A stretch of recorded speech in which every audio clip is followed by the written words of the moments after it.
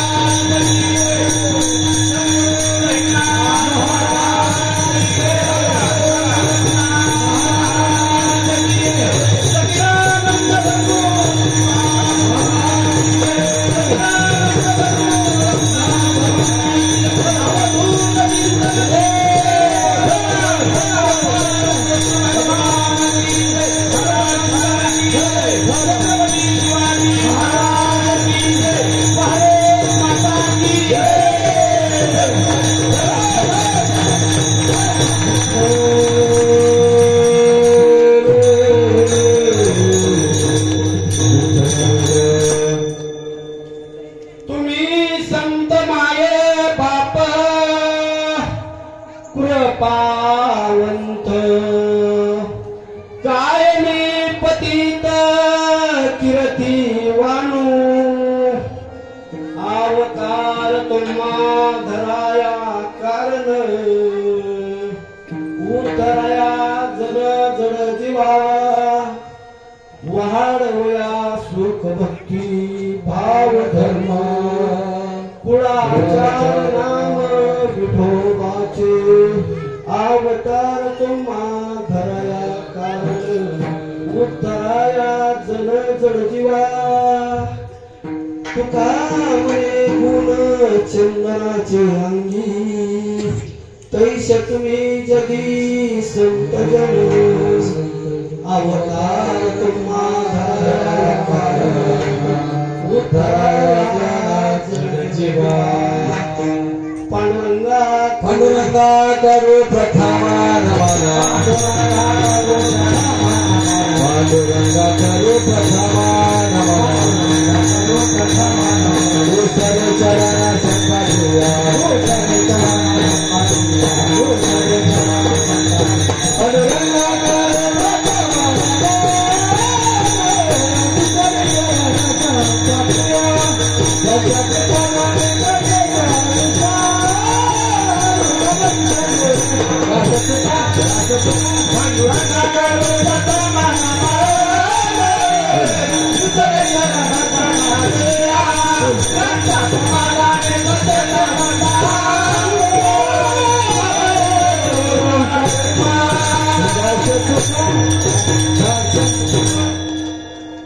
पांडुरंगा करू प्रथम नमन दुसरे चरण संतांची त्यांच्या कृपादाने कथेचा विस्तार हो बाबाजी दास बाबाजी सद्गुरु दास तुका नमिला गणपती माऊली शारदा आता गुरुराजा दंडवत गुरुराया चरणी मस्तक ठेवले आपुल्या तुझीला घ्यावे मोठी गुरुराया तुझा सकाळ नाही आता कृपा करून रंग धरी हाती तुका म्हणे माता पिता गुरु बंधू तुझी कृपा सिंधू पांडुरंग दयांची केले स्मरण होय सकल विद्येचे अधिकरण हे जीवनदो श्री चरण श्री गुरूंचे आता हृदय आपुले चौपळून या पुढे वरील पैसू पावले श्री गुरूंचे ओम ओम नमो ज्ञानेश्वरा ओम नमो ज्ञानेश्वरा ओम नमो ज्ञानेश्वरा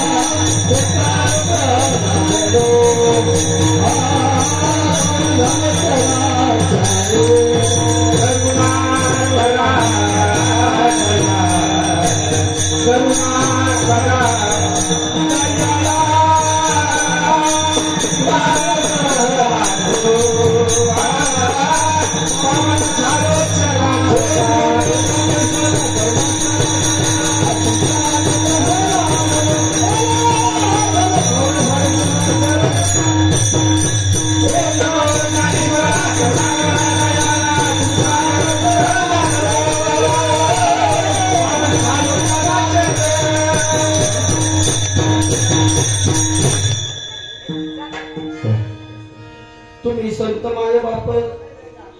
कृपावंत कायमी पतित कीर्तिवानु अवतार तुम्हा धरया कारण आज श्री क्षेत्र बोलेगाव आणि बोलेगावातील असणारे श्री क्षेत्र नवनाथ नगर आणि या ठिकाणी असणारे आपल्या भक्ती परंपरेचं अधिष्ठान या ठिकाणी जर विचार केला तर शिवभोळा चक्रवर्ती त्याचे पाय माझ्या चित्ती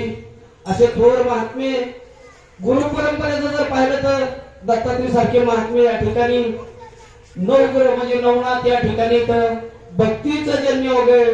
जगाला लाजवीन सद्गुरूची भक्ती कशी करावा असं असणारं श्री क्षेत्र पाहिलं तर या ठिकाणी हनुमंतराया आणि समोर जर पाहिलं तर विठेवरी ज्याचे पाऊले समान असा असणारा दानशूर दाता आणि ज्यांच्या अंगी सर्व गुण असतात अशी असणारी जगदंबा माता सर्व या ठिकाणी या क्षेत्रामध्ये सर्व देवांचं अधिष्ठान आहे आणि त्या देवांच्या अधिष्ठानामध्ये आपली परंपरेने चालत आलेले 2.5 वर्षापासून प्रत्येक एकादशी वैराग्य मूर्ती सद्गुरु एकनाथ बाबा प्रेम मूर्ती सद्गुरु निवृत्तीनाथ मानमाडकर तशी दुसरी सद्गुरु असणारे की प्रेम मूर्तीच मानता येईल आप्पांना पण वाकर्डीकर असे आप्पा आणि या ठिकाणी काकडे महाराज महात्मे होऊन गेले त्या असे यांच्या सर्वांच्या याने आणि आज ज्यांच्या मार्गदर्शनाने चालू आहे असे असणारे आपल्या सर्वांचं अधिष्ठान असणारे गुरुवरे तुकाराम भाऊ कातुरे गुरुवरे राधाकिशन नाना कातुरे गुरुवरे भाऊसाहेब महाराज बंगे गुरुवरे ज्यांच्या पिठीतून आणि मुखातून दोन्ही संगत सूर निघतात असे आमचे घोगरे मामा हरिभक्तपरायण घोगरे मामा आणि कुणी असतील बरं का त्या पत्रिकेमध्ये माझ्याकडून चुकन एखाद्याचं नाव मी लिहितो म्हणून तुम्ही माफ करणार इथं पण असं असणारं सर्वांच्या मार्गदर्शनाने चाललेलं हे कार्य चालू करणं एक सोपं असतं पण कार्य टिकवणं आणि कार्य वाढवणं मात्र खूप अवघड असतं ज्या ठिकाणी नित्य नियम चालत असतो त्या नियमाला वगैरे संत महात्मे विशेष करून काहीतरी सांगतात आणि आजचा जर विचार केला तर आजच्या हरिदिनी म्हणजे सामान्य हरिदिनी नाही या विश्वात एकच माऊली होऊन गेले आणि चंद्र सूर्य तोपर्यंत त्या माऊलीचं वगैरे असणारा अधिष्ठान राहणार त्या माऊलीच्या समाधी सोहळा आज 2 दिवसांनी 28 तारखेला समाधी सोहळा त्यांच्या एकादशीच्या निमित्ताने आज असणारा भगवंत पंढरपूरला येण्याचा दिवस आज असणारा भगवंत पंढरपूरला नाही आज असणारा पंढरपूरहून भगवंत श्री क्षेत्र आळंदी या ठिकाणी येणारा दिवस आणि मग त्या ठिकाणी वगैरे संतांनी वर्णन करावा काय वर्णन करावा आळंदी हे गाव पुण्यभूमी ठाव दैवताचे नाव सिद्धेश्वर असं असणार आळंदी गाव पुण्यभूमी त्या पुण्यभूमीमध्ये येण्याचं आजचं भगवंताचं कार्य आणि 2 दिवस वगैरे असणाऱ्या संत आणि वगैरे देव एकत्र राहतात सर्व संतांचा मेळावा एकत्र होतो आणि त्या मेळाव्यामध्ये देवानी मार्गदर्शन करावा असे असणारे हे राहिलेले 3 दिवस आणि त्या 3 दिवसाच्या पूर्व काळामध्ये तुम्ही सर्वजण संत मंडळी तुमच्या सर्वांची संत सेवा करण्याची संधी मला अचानक का आली तर गेल्या वर्षी एकादशीला विचारलं होतं आहेत काय तर मी म्हणलं एकादशीला नाही वगैरे मी आळंदीला असतो त्याच्यावर 12 महिन्यानंतर विचारलं मी म्हणलं थांबा 2 तास मी विचारून सांगतो आणि विचार घेतला परत सरांना फोन करून सांगितलं हा एकादशीचा दिवस आपला मोकळा झाला येतो आणि म्हणून तुमच्या साधू संतांचं दर्शन करण्यासाठी या ठिकाणी माझे योग आले तुमचं दर्शन मला घडते म्हणून आज या ठिकाणी साथ देण्यासाठी असणारे पहिलं तर आपण माझ्या समोर बसून भाऊंसारख्या महात्म्यांनी कारण की आता ते पाहून मी काय ऐकावं आपल्याकडून कारण की वडिलांच्या ताटातलं घ्यायचं त्यांच्याच मुखात घालायचं हे काम होणार आहे कमी पडलं तर ते सांभाळून घेतलं आणि असे असणारे या ठिकाणी गुरुवरे तुकाराम भाऊ का तसंच गुरुवरे राधाकिशन नाना विनेकरी मिजो भाऊ तर्फे मृदंगाची साथ देणारे जे श्री काय सांगतात ते चलो मचिंद्रनाथ गोरक्षा कोण आहे असा आवाज काढणारे अंबादास महाराज ताल रत्न आणि हे पीटीवर असणारे आमचे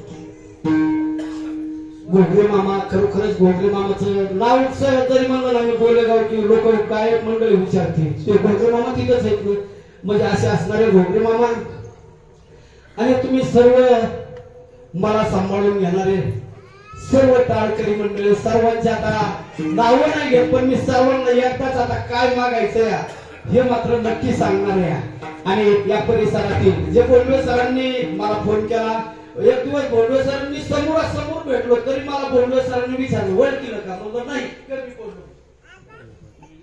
मला वाटत नाही पण सर असतील इथं सांगते नंतर कुठेतरी आमची दिवसा भेट झाली तरी पण बोलवे सरांनी मला विचारलं ओळखीलं का नाही म्हणलं मग हे असं होतं कधी कधी माणसाचं नाव माहीत असतं पण रूप विसरलं जातं आणि तसं रूप विसरून गेलो तुम्ही आणि म्हणून तुम्हाला सर्व संत सज्जनांसाठी मी संतान एकच मागेल काय काय मागेल मस्तक हे मस्तक ही पायावरी मस्तक हे पायावरी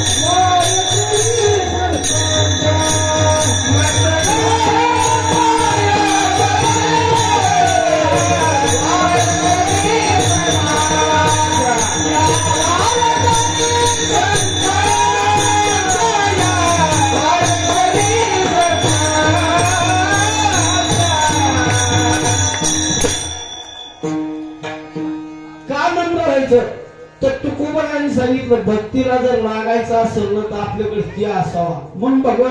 जे तुकोबारा पुन्हा पुन्हा सांगतात काय सांगतात पुन्हा तुकोबारा भक्ती करायला काय पाहिजे तर लहानपणा देगा देवा लहानपणा देगा देवा लहानपणा देगा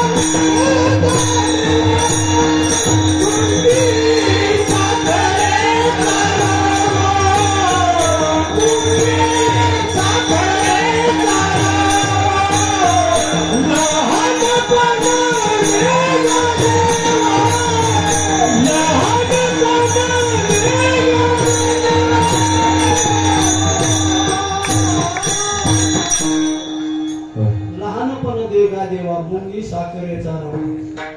आता ते पुढचं काय सर्वांना माहित आहे पण आज सेवेकरता घेतलेला अभंग आहे राजा छत्रपती शिवरायांचे